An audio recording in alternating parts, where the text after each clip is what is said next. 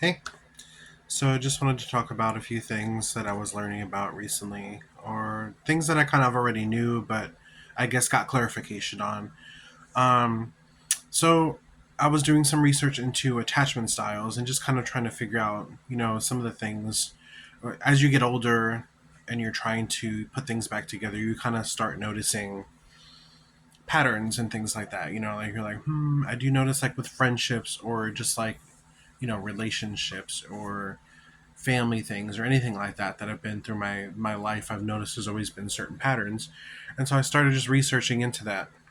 And so I found out that my specific attachment style, for those of you who don't know, the attachment styles would be your behaviors.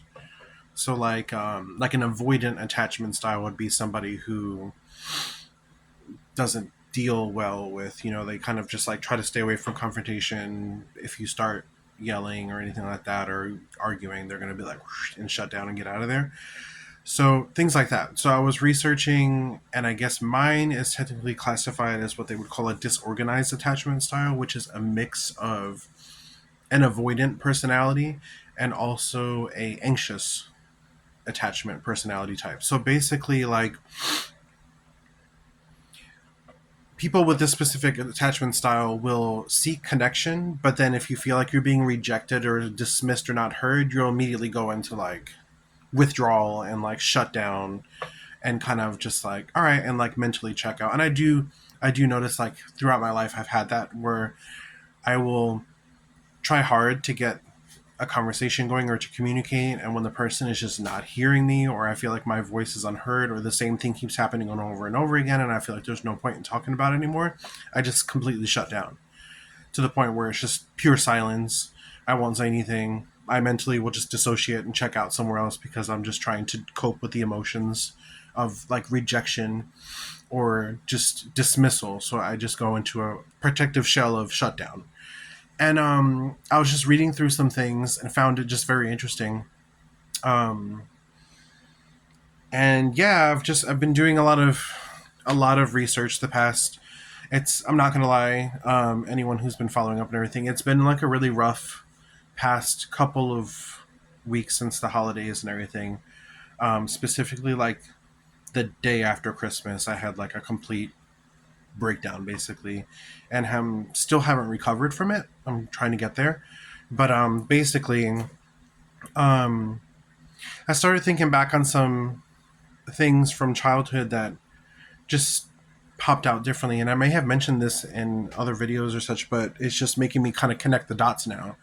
Or I know this was forever ago when I was a child, but my mother's sister, my aunt, who I yeah. So anyway, she took me out to lunch one day, and she was talking to me about just my mom, and just I was telling her, yeah, it's kind of difficult sometimes to connect with her, and she was just like, when you were a baby, and I would go grocery shopping with her, um, she would pinch you in public to make you cry, and that way, when people turned around to look and see what was going on, she would take on the like, oh, like soothe you and be like a good mother thing, and just kind of, like, oh, so people would be like, oh, she's such a good mom. Look how quickly she solved that crying, and that actually popped up in the research too as like an actual thing that parents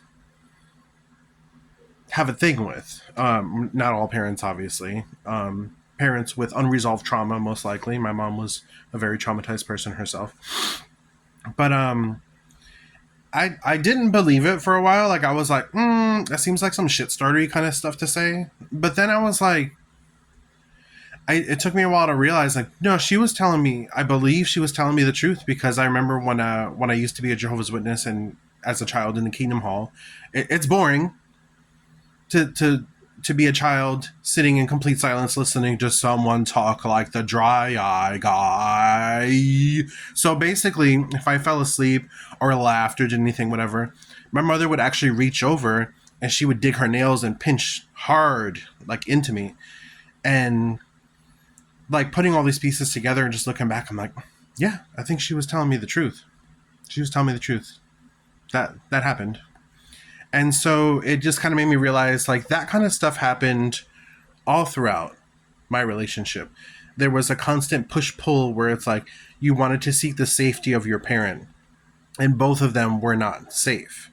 So, but it was inconsistent too because there were times where like my mother would just like be in a different kind of mood or whatever, and she would be a little comforting and kind of whatever. So it would constantly lead to this, like walking a minefield very carefully.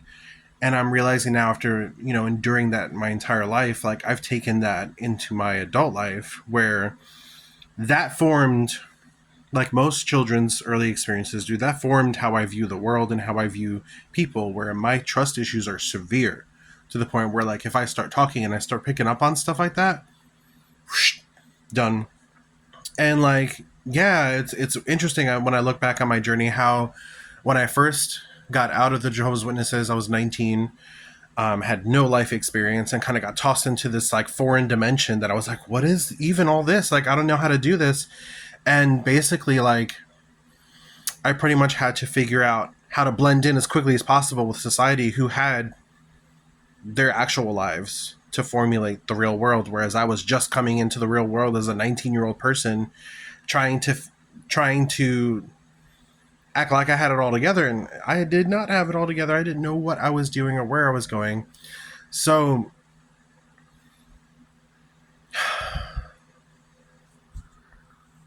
I don't know, it's just weird because, people don't understand that, unless you've been there, like, processing this stuff way, way late is a bit of a bitch. That's it.